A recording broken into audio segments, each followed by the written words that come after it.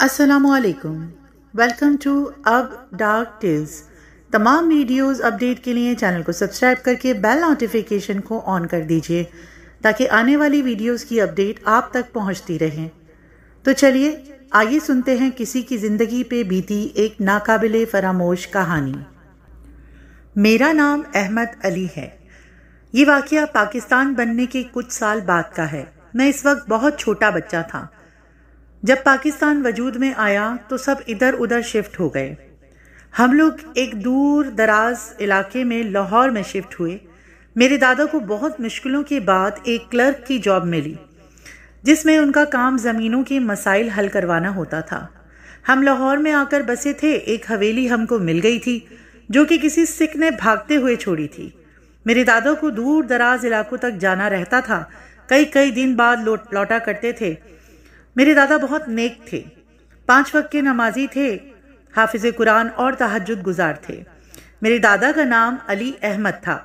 میرا نام انہی کے نام پر رکھا گیا جو کہ انہوں نے بہت خوشی سے رکھا تھا کہ میرا نام علی احمد ہے تو میرے پوتے کا نام احمد علی ہے۔ بہت سی خوشیاں منائی گئی تھی میری پیدائش پہ۔ خیر، جیسا کہ میں نے آپ کو بتایا کہ میرے دادا زمینوں کی خرید و فروخت کرواتے تھے، تو اس وقت جو تھا نا نظام بن رہا تھا، یعنی نیا پاکستان بنا تھا تو تمام نظام بن رہے تھے۔ میرے دادا کا کام یہ تھا کہ جب زمینوں کی خرید و فروخت ہوا کرتی تو ساری قانونی کارروائی لکھت پڑھت کے لیے دادا کو ہی بھیجا جاتا۔ وقت اسی انداز سے گزر رہا تھا، میں بھی سمجھدار ہو رہا تھا، سب کچھ اچھا تھا، زندگی اچھی بسر ہو رہی تھی۔ میرے والد وکیل بن رہے تھے۔ میرے گھر میں دادا دادی، امی ابو، میں اور 2 پھپھیاں تھیں جس میں سے ایک پھپھو کی شادی تھی۔ مائیوں کا دن تھا کہ دادا کو دفتر سے تار آ گیا۔ چونکہ شادی تھی تو دادا نے چھٹیاں لے رکھی تھیں۔ خیر، کام تو ضروری تھا۔ سب کو سمجھا بجھا کر دادا روانہ ہو گئے۔ اب آگے کی کہانی آپ میرے دادا کی زبانی سنیں گے۔ ماہ پارہ کی مائیوں والے دن مجھے تار آیا اور میں روانہ ہو گیا۔ دفتر پہنچا تو آفیسر کی بات سن کر تو میرے اوسان خطا ہو گئے۔ اتنی دور دیہات میں مجھے بھیجا جا رہا تھا جس علاقے کا نام تک میں نے نہیں جانا تھا، نہ میں نے کبھی اس علاقے کا نام سنا تھا۔ خیر، کام تو کرنا تھا۔ گاؤں کے چودھری طاہر بیگ کو زمینوں کا معاملہ درپیش ہوا۔ جب ان کی ڈاک دفتر والوں کو موصول ہوئی، کیونکہ پہلے ٹیلی فون وغیرہ کا نظام اتنا عام نہیں تھا، خیر آفس والوں نے مجھے ڈاک بھیجا اور میں نہ چاہتے ہوئے بھی روانہ ہو گیا۔ گھر میں شادی تھی، دل عجیب تھا، لیکن مسئلہ اہم تھا۔ میں نے سب کو الوداع کر کے دوسرے دن دفتر پہنچ گیا۔ انہوں نے مجھے ایڈریس وغیرہ دے کے ضروری کاغذات کے ساتھ روانہ کیا۔ یہ جگہ شہر سے کافی دور تھی۔ پہلے اتنی آبادی نہیں ہوا کرتی تھی۔ لاہور سے کافی آگے کافی گاؤں تھے اور چودھری طاہر بیگ کی حویلی کافی دور دراز کے گاؤں میں واقع تھی۔ مجھے پورا دن لگ گیا ٹرین سے سفر کرنے کے بعد۔ ابھی بھی گاؤں کافی دور تھا۔ میں نے یکا گاڑی سے سفر کرنا شروع کر دیا۔ صبح سے شام ہو گئی ہمیں چلتے چلتے۔ آگے پہنچ کر گھوڑا گاڑی والے نے کہا، صاحب میں اس سے آگے نہیں جا سکتا، اس گاؤں کے بعد دور تک کوئی گاؤں نہیں ہے، آپ کو آگے کا سفر پیدل ہی کرنا ہوگا، راستہ کافی خراب ہے، زمین ناہموار ہے، گاڑی آگے نہیں جا سکے گی۔ خیر، اس وقت 5 روپے میں نے اس کو دیے جو کہ بہت تھے۔ وہ بہت خوش ہو گیا۔ اسی خوشی میں اس نے کہا، صاحب ایک شارٹ کٹ راستہ ہے، آپ وہاں جا سکتے ہیں اور آپ جلدی پہنچ جائیں گے، آپ پڑھنے والے ہیں تو انشاءاللہ آپ کو مشکل نہیں ہوگی۔ میں نے سارے راستے آپ کو قرآن پاک کی تلاوت کرتے سنا۔ اسی بنا پہ شاید اس نے کہا۔ میں نے اپنے آپ سے کہا، صاحب آرام سے جائیے گا، راستہ چھوٹا تو ہے، یہاں سے سیدھی سڑک جاتی ہے، مگر ہوشیار رہنا، صاحب یہ راستہ جنوں کی وادی کہلاتا ہے، اس لیے میں آگے بھی نہیں جا سکتا، مرتا کیا نہ کرتا، اور تو کوئی راستہ نہیں تھا، اسی لیے میں نے اللہ کا نام لے کے آگے راستہ شروع کر دیا۔ میں حافظ ہوں تو میں نے تلاوت شروع کر دی۔ موسم خراب تھا، ہوا تیز تھی، درخت بہت بری طرح ہل رہے تھے۔ تھوڑی دور سفر کرنے کے بعد اچانک حبس ہو گیا۔ حبس بڑھ گیا اور تیز بارش شروع ہو گئی۔ سردیوں کا زمانہ تھا تو بہت زیادہ سردی ہو گئی۔ میرے پاس صرف ایک جیکٹ تھا۔ زالہ باری ہونے لگی، میں چلتا رہا اور کوئی محفوظ مقام ڈھونڈنے لگا تاکہ نماز پڑھی جا سکے۔ ایک جگہ صاف ستھری منتخب کی اور دل سے نماز اثر ادا کرنا شروع کر دی۔ سردی بہت تھی۔ میں نے نماز ادا کی اور آگے بڑھنا شروع کیا۔ سامنے ایک پہاڑی کی اوٹ میں میں نے رکنے کا فیصلہ کیا۔ سخت سردی میں میری لنڈا کی جیکٹ بھی کام نہیں آ رہی تھی۔ بہت زیادہ سردی تھی کیونکہ اب نماز مغرب کا وقت قریب ہونے لگا تھا، تو مجھے جلدی سے اس جگہ تک پہنچنا تھا۔ میں نماز مغرب پڑھ ہی رہا تھا کہ اچانک سے تیز بارش اور طوفان آ گیا۔ میں نے اپنی نماز جاری رکھی۔ نماز پوری پڑھنے کے بعد مجھے ایک منتخب کرنی تھی جگہ جس میں میں چھپ کر بیٹھ سکوں، یعنی اس خراب موسم میں میں تھوڑا سا سکون کا سانس لے سکوں، کیونکہ دور دور تک کوئی نہ تھا۔ میں اسی جگہ بارش کا پانی جو تھا اسی کو اپنی بوتل میں بھرا اور پھر سے چلنا شروع کر دیا، کیونکہ یہ سیدھی وادی تھی، یعنی سیدھی پگڈنڈی کو اپنانے کے بعد گاؤں تک کا راستہ آرام سے طے ہو سکتا تھا۔ زیادہ مسئلہ نہیں تھا۔ اب چلتے چلتے میں تھک گیا تھا اور اندھیرا بھی ہونے لگا تھا۔ دور سے مجھے ایک پرانا ٹوٹا پھوٹا سا ایک گھر نظر آیا۔ میں نے رفتار تیز کر دی کیونکہ مجھے جلد سے جلد وہاں تک پہنچنا تھا، کیونکہ ابھی ٹھنڈ بہت تھی اور میرے کپڑے گیلے ہو چکے تھے۔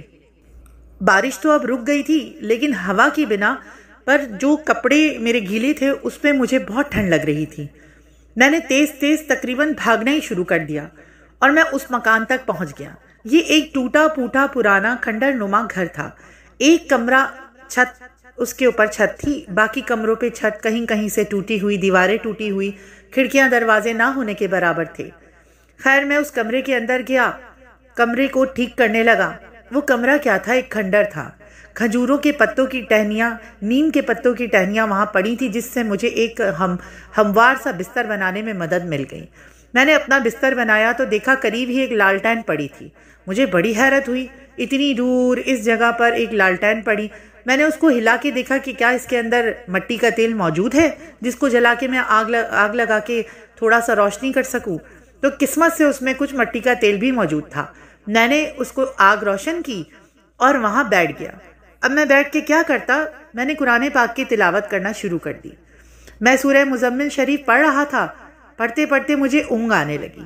تھوڑا کھانا میرے پاس موجود تھا جو میں نے راستے سے ہی خریدا تھا، وہ میں نے کھایا۔ پانی پیا جو میں نے بارش کا پانی جمع کیا تھا، بہت میٹھا اور بہت ہی شفاف پانی تھا۔ میں نے کھانا پانی پینے کے بعد اللہ کا شکر ادا کیا کہ ایسے حالات اور ایسے وقت میں بھی اللہ پاک اپنے کسی بندے کو اکیلا نہیں چھوڑتا۔ خوف مجھے کیا آنا تھا، مجھے تو بس یہاں رات گزارنی تھی اور صبح مجھے پھر سفر شروع کر دینا تھا۔ تو سفر کی تھکن کے باعث مجھے نیند آنے لگی اور میں سو گیا۔ ابھی کچھ دیر ہی گزری تھی، یعنی میں مکمل گہری نیند میں نہیں گیا تھا کہ مجھے اپنے پاس سے کسی کے رونے کی آواز آنے لگی۔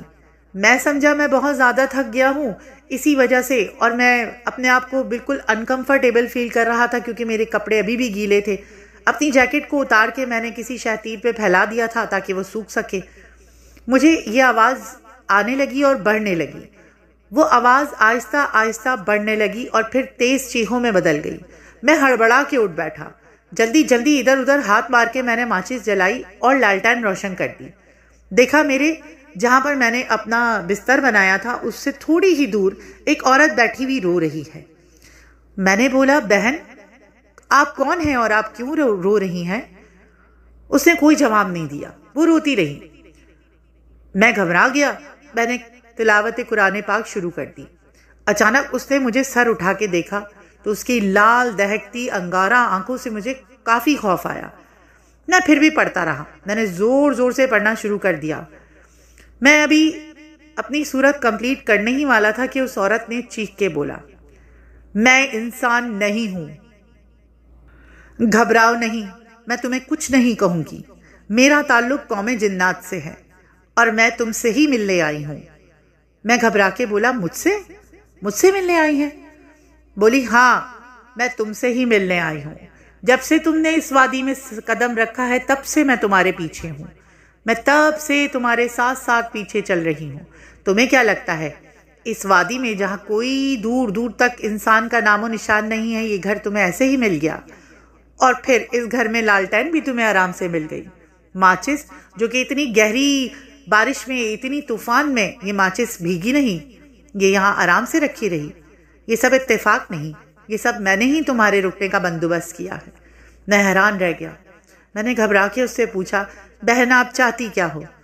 تو اس نے کہنا شروع کیا، دیکھو تم نیک انسان ہو، میں نے تمہیں سارے راستے قرآن پاک کی تلاوت کرتے سنا۔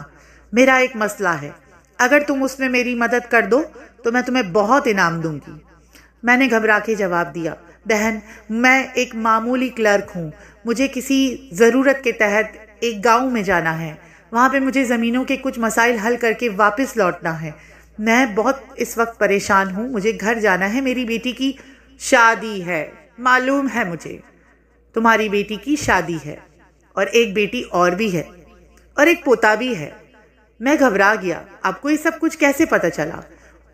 اس نے کہا، میں نے کہا نا میں انسان نہیں ہوں، بس تم اگر میرا کہنا مانو اور جو میں کہتی ہوں وہ تم کرو تو میں تمہیں بہت سے انعام دوں گی۔ میں نے پریشان ہو کے پوچھا، بہن آپ کا مسئلہ کیا ہے؟ اس نے کہا، میرا بیٹا بہت بیمار ہے، وہ اٹھ بھی نہیں سکتا، وہ بے سدھ پڑا ہے، مجھے ایک نیک انسان کی ضرورت ہے جو کہ اس پر اللہ کا کلام پڑھ کے پھونک دے۔ مجھے نہیں پتا، میں بہت عرصے سے ڈھونڈ رہی ہوں کسی ایسے انسان کو جو نیک ہو۔ مجھے تم نظر آئے، میں نے تمہارا پیچھا کیا اور ابھی میں تمہارے پاس تمہارے سامنے بیٹھی ہوں۔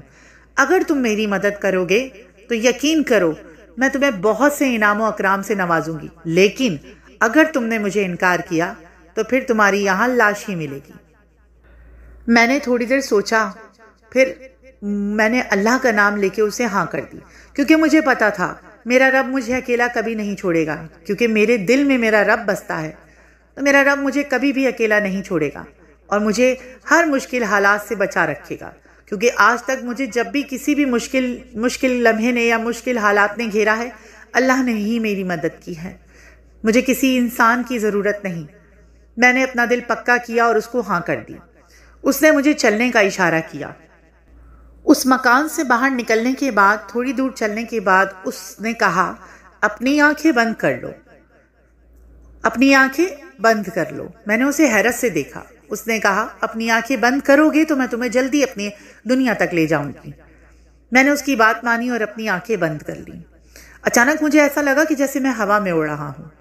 کافی دور ایسا لگا کہ میں اڑتا گیا اور اس کے بعد اچانک اس نے کہا، آنکھیں کھول سکتے ہو، آنکھیں کھول لو۔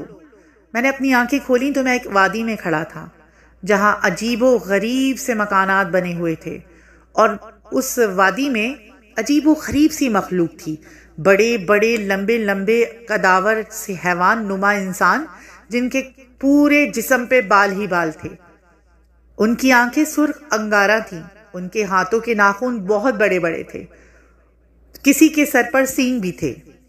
میں بہت گھبرا گیا، میں نے یہ سب کچھ زندگی میں پہلی بار دیکھا تھا۔ میں نے گھبراہٹ میں اس عورت کو دیکھا۔ میں نے کہا، بہن آپ یہ مجھے کہاں لے آئی ہو؟ وہ ہنسنے لگی۔ اس نے کہا، یہی تو ہماری دنیا ہے، تمہارا استقبال ہے ہماری دنیا میں۔ اچانک وہ مجھے ایک غار کے پاس لے آئی۔ غار کے منہ سے ایک آدمی باہر نکلا جو کہ اسی طریقے کے حلیے میں تھا۔ اس نے بولا، آلنوس، تم اپنے بیٹے کے علاج کے لیے اس آدم ذات کو لے کر آئی ہو، اس کو لے کر آئی ہو؟ اور وہ ہنسنے لگا۔ اس کی ہنسی نہایت ہی خوفناک تھی۔ آلنوس نے کہا، شموخ تم چپ رہو اور جو مجھے کرنا ہے مجھے کرنے دو، وہ میرا بھی بیٹا ہے۔ اور یہ کہہ کے اس نے مجھے اندر چلنے کا اشارہ کر دیا۔ میں اندر پہنچا تو لکڑی کے ایک بہت بڑے سے تختے کے اوپر ایک خوبصورت نوجوان لیٹا ہوا تھا اور وہ بے سدھ پڑا تھا، اس کی سانس چل رہی تھی۔ میں نے اس کو دیکھا تو مجھے فوراً اندازہ ہو گیا کہ یہ بہت زیادہ بیمار ہے۔ میں نے قرآنی آیات پڑھنا شروع کر دی اور اس کا جائزہ لینا شروع کر دیا۔ اس کے ہاتھ اور پیر پہ ایک دھاگا بندھا ہوا تھا۔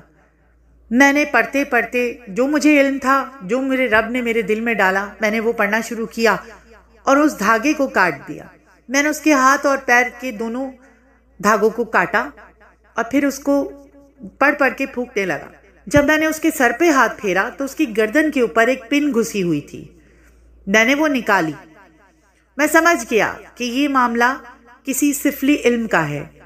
میں کافی دیر تک اس پہ پڑھتا رہا اور اس بیچ وہ عورت مجھے حیرانگی سے دیکھتی رہتی تھی کہ اب کچھ ہوگا، اب کچھ ہوگا۔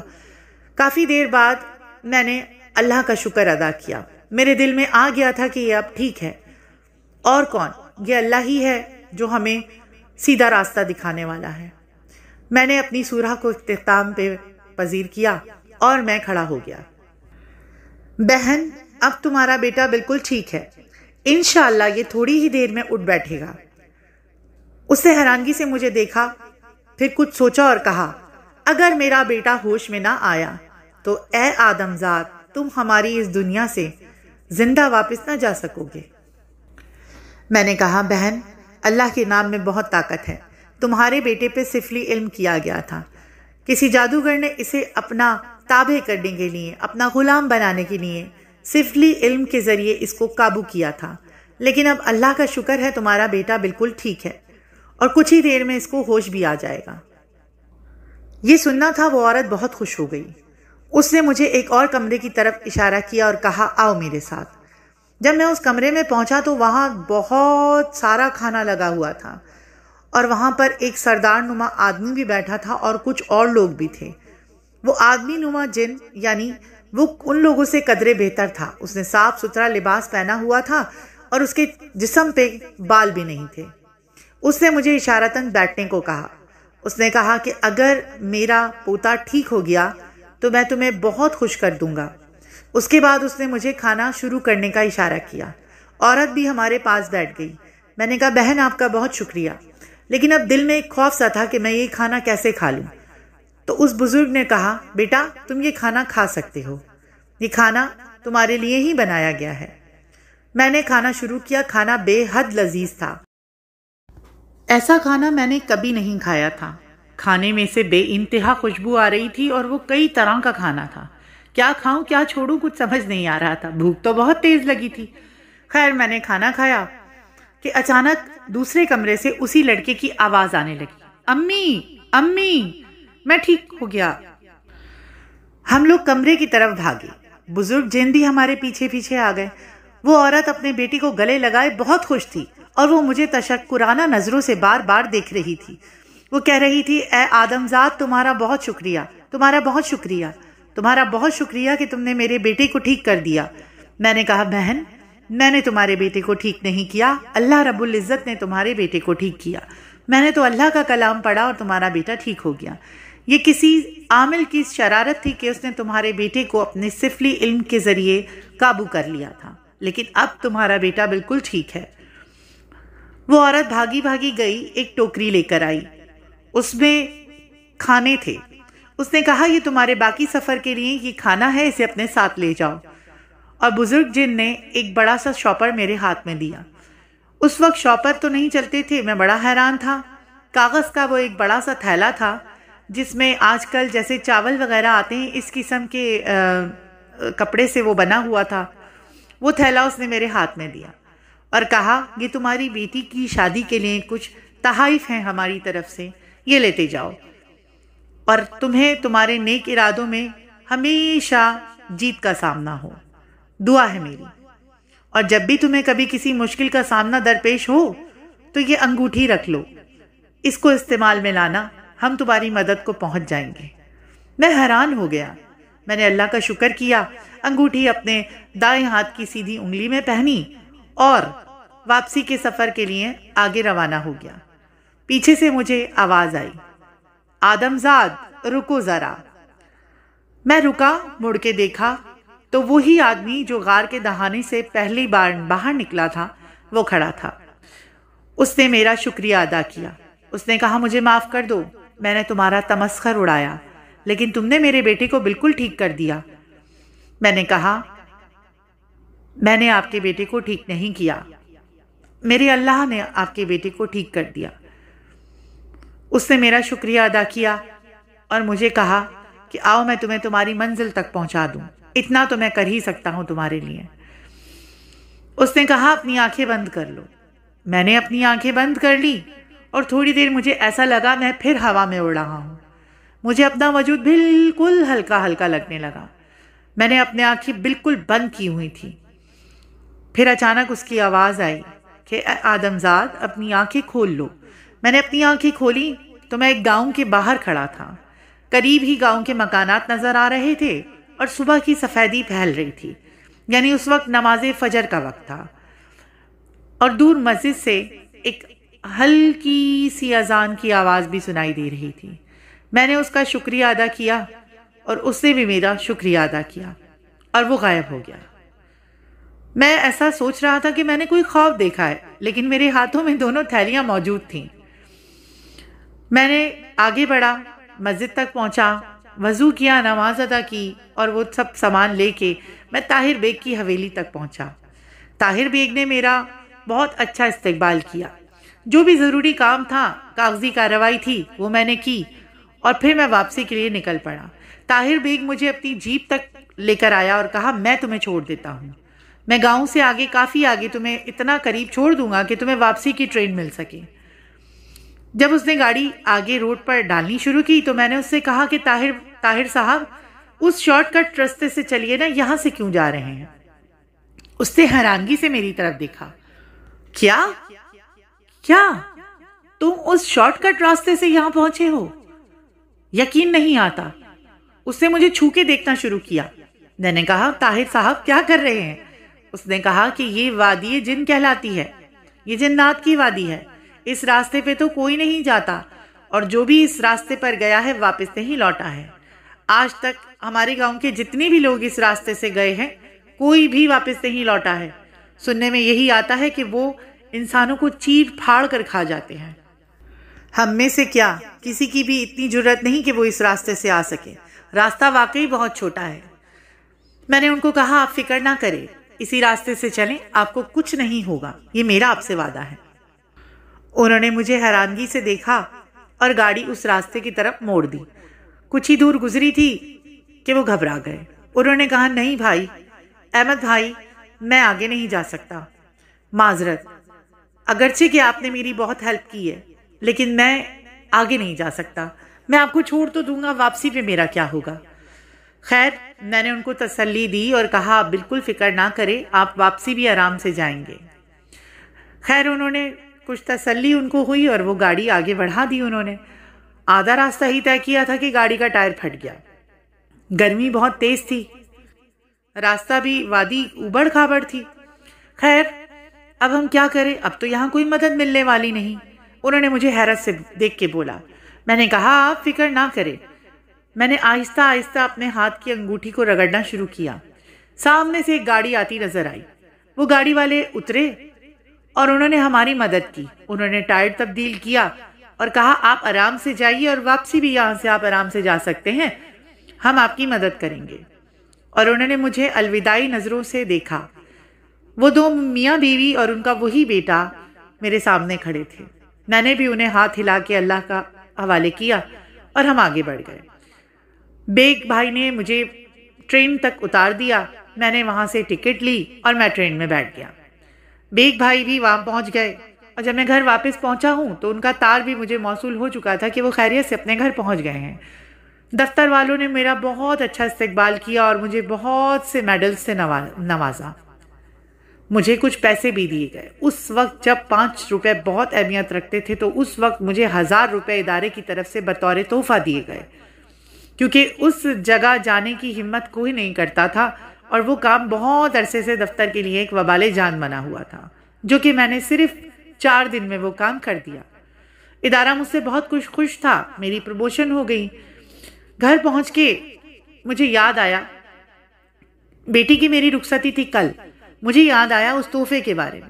میں گیا اور میں نے وہ تھیلا کھولا تو آپ یقین کریں گے کہ اس میں بہت سے پیسے تھے اور بہت ہی نادر موتی تھے۔ وہ تھیلا میں نے کھولا، اپنی بیوی کو دکھایا، اپنے ماں باپ کو دکھایا اور پوری داستان ان کو سنا دی۔ ان سب نے اللہ کا شکر ادا کیا کہ وہ مجھے خیریت سے واپس ہم گھر تک لے آیا۔ الحمدللہ رب العالمین۔ آج میں یہ کہانی اپنے پوتے کو سنا رہا ہوں اور میرا پوتا یہ کہانی آپ تک پہنچا رہا ہے۔ آپ بھی ہر کام میں اللہ کا شکر ادا کیا کریں، کیونکہ اللہ کے ہر کام میں کوئی نہ کوئی مصلحت ہوتی ہے۔ الحمدللہ رب العالمین، میں بہت خوش ہوں اور ابھی بھی میں اتنا بوڑھا ہو چکا ہوں مگر یہ کہانی میں نے اپنے پوتے کو سنا دی ہے۔ آپ تک اسی طریقے سے پہنچ جائے مجھے بہت اچھا لگے گا، اور اس کہانی سے آپ لوگ یہ سبق بھی حاصل کر سکیں گے کہ اللہ کے کلام میں بہت طاقت ہے اور اللہ ہی کو تمام اختیارات ہیں، اللہ ہی ہماری مدد کرتا ہے، ہمیں مشکلات سے نکالتا ہے، ہماری تمام پریشانیوں کا واحد آسرا اللہ رب العزت کی ذات ہے۔